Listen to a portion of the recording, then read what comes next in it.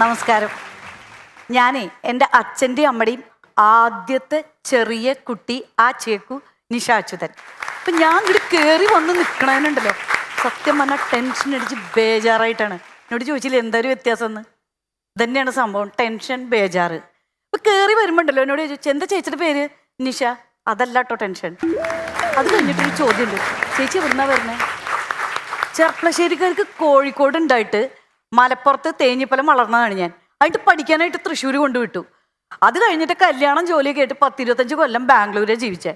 ഇപ്പം 2 കൊല്ലമായിട്ട് കൊച്ചി തിരുവനന്തപുരമൊക്കെ ആയിട്ട് ജോലിയായിട്ട് നടക്കണം. ഇതിൽ ഞാൻ ഏത് സ്ഥലമാണ് പറയുക? എനിക്ക് ഒരു സ്ഥലമെങ്കിലും വിട്ടുകൊടുക്കാൻ പറ്റുമോ? അപ്പോൾ അവർക്ക് വിഷമമായാലോ. അപ്പോൾ അതുകൊണ്ട് എനിക്ക് എല്ലാ സ്ഥലവും പറയണം എന്നുള്ളതാണ് എൻ്റെ ടെൻഷൻ. ഇനിയിപ്പോൾ ഏതെങ്കിലും ഒരു സ്ഥലത്ത് കുറച്ച് കഴിഞ്ഞിട്ട് ഞങ്ങളുടെ പേര് പുറത്ത് പറയാതിരിക്കും കേട്ടോ എന്ന് പറയുന്ന ഒരു അവസ്ഥയാവും അത് കഴിയുമ്പോൾ എന്ന് അറിഞ്ഞൂടാ. പക്ഷെ എന്നാലും അങ്ങനെയൊക്കെ ആണെങ്കിലും ഞാൻ ഈ ടെൻഷനെ പറ്റി പറയാൻ വേണ്ടി ഇവിടെ വന്ന് നിൽക്കുമ്പോണ്ടല്ലോ, നേരെ മുമ്പിൽ നോക്കുമ്പോൾ സുന്ദരനും സുമുഖനും സർവോപരി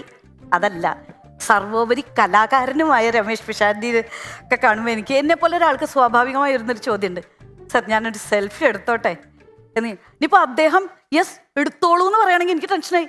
ദൈവമേ, ഇദ്ദേഹത്തിന് എന്നെയും കൂടി ഏത് ആംഗിളിൽ പിടിച്ചാലാണ് ഇപ്പോൾ ഒരു ഒന്നിൽ കിട്ടുകയെന്ന് എനിക്ക് അറിഞ്ഞൂടാ. ടെൻഷനാണ്. എന്നാൽ അത് പറഞ്ഞ് ഇങ്ങോട്ട് നോക്കുമ്പോഴാ രചന നാരായണൻകുട്ടി, ഈശ്വര ഈ കുട്ടി ചിരിക്കുന്നത് എന്തൊരു ഭംഗിയാന്ന്.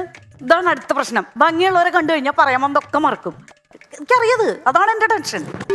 ഇത് ഞാൻ പറയാ അത് താത്തൊട്ട് മോശമല്ല, ഒന്നങ്ങട് കണ്ണു പാളിയാ.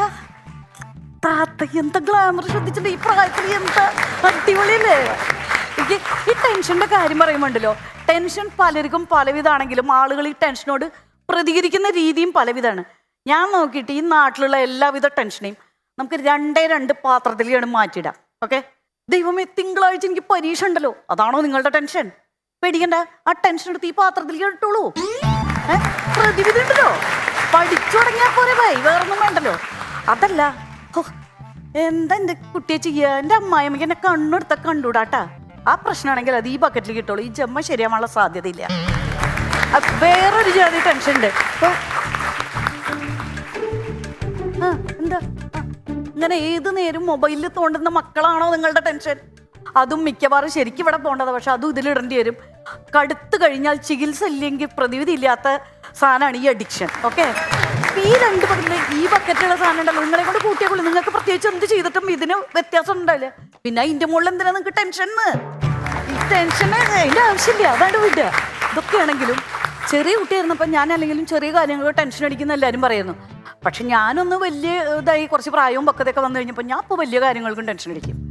ഈ ചെറിയ കുട്ടിയായിരുന്നപ്പോൾ ഉണ്ടല്ലോ, ഈ എന്താ പറയുക, നമ്മുടെ ഹീറോ പെണ്ണിൻ്റെ മൂഡ് പൊട്ടിയെന്ന് വെച്ചാൽ ഈശ്വര ഇത് അച്ഛനും അമ്മയും അറിഞ്ഞാൽ ചീത്തറിയോ എന്നുള്ളതാണ് ടെൻഷൻ. ഇപ്പം നമ്മുടെ ഹീറോ ഹോണ്ട വണ്ടി ഒരിടത്ത് കൊണ്ടുവച്ച് കഴിഞ്ഞാൽ ഈ പശുവിൻ്റെ വണ്ടിയുടെ മൂഡ് കടിച്ചു പറിക്കുമോ എന്നുള്ളൊരു ടെൻഷൻ നമുക്കുണ്ട്. അതുപോലെ ഞാനൊക്കെ കുട്ടിയാകുമ്പോൾ മുടി സ്കൂളിൽ പോകുമ്പോൾ 2ആയിട്ട് പകുത്തിങ്ങനെ, അപ്പം അതിനിടണ വര കറക്റ്റ് വരയല്ലേ എന്നുള്ളതൊക്കെ ആയിരുന്നു ടെൻഷൻ. ഇപ്പോഴാ ഈ പ്രായമൊക്കെ ആയപ്പോൾ ഈശ്വര നരച്ചതാണെങ്കിലും 4 പൂട തടയിലുണ്ടാവണേ എന്നാണ് ടെൻഷൻ.